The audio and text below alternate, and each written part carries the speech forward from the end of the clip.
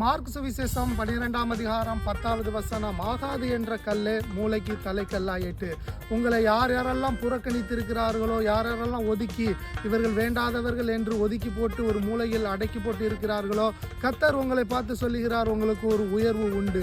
ஆகாது என்று தள்ளப்பட்ட கல்லுதான் மூளைக்கு எப்படி தலைக்கல்லாயிட்டோ, அதே போலதான் ஆகாத என்ற உங்களை மூளைக்கு தலைக்கல்லாக ஒரு உயர்வை கொடுத்து கர்த்தர் ஆசீர்வதிக்க விரும்புகிறார்.